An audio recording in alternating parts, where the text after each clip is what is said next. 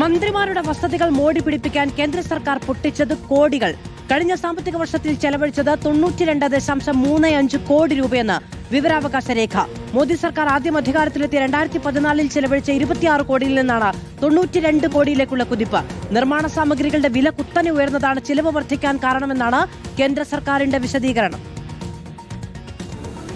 രാജ്യത്തിന്റെ വിവിധ ഭാഗങ്ങളിലുണ്ടായ മഴക്കെടുതിയിൽ പൊറുതിമുട്ടുകയാണ് ഭൂരിഭാഗം ജനങ്ങളും.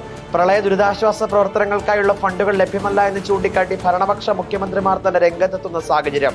അതിനിടയിലാണ് കേന്ദ്ര സർക്കാരിന്റെ ദൂർത്ത് വ്യക്തമാക്കുന്ന വിവരാവകാശ രേഖ. കേന്ദ്രമന്ത്രിമാരുടെ ഔദ്യോഗിക വസതികൾ മോടി പിടിപ്പിക്കുന്നതിന് 2025-26 സാമ്പത്തിക വർഷം ചിലവഴിച്ചത് 92 കോടി. സർക്കാർ അധികാരത്തിലെത്തിയതിനു ശേഷം വസതികളുടെ മോടി പിടിപ്പിക്കലിനായി ആദ്യമായാണ് ഇത്രയും രൂപ ചിലവഴിക്കുന്നത്. 2014 മുതലുള്ള കണക്കെടുത്താൽ ആകെ 547.68 കോടി രൂപയുടെ പണിയാണ് വസതികളിൽ നടന്നത്. കേന്ദ്ര പൊതുമരാമത്ത് വകുപ്പ് വഴിയാണ് പ്രവർത്തികൾ നടക്കുന്നത്. പണപ്പെരുപ്പവും വിലക്കയറ്റവുമാണ് ചിലവ് കുത്തനെ വർദ്ധിക്കാൻ കാരണമെന്ന് ഉദ്യോഗസ്ഥർ പറയുന്നു. ദില്ലിയിലെ ലുട്ടിയൻസ് ബംഗ്ലാവ് മേഖലയിലാണ് മന്ത്രിമാരുടെ വസതികൾ സ്ഥിതി ചെയ്യുന്നത്.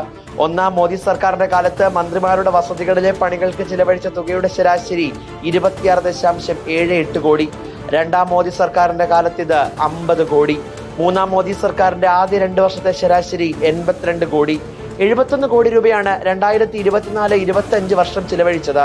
ഒരു വർഷം പിന്നിട്ടപ്പോൾ മുടക്കിയ തുക 20 കോടി കൂടി അധികം. കേന്ദ്രമന്ത്രിമാരുടെ ഓഫീസ്, എംപിമാരുടെ വസതികൾ എന്നിവയ്ക്കായി ചിലവഴിച്ച തുകയുടെ വിശദാംശങ്ങൾ CPWD നൽകിയിട്ടില്ല.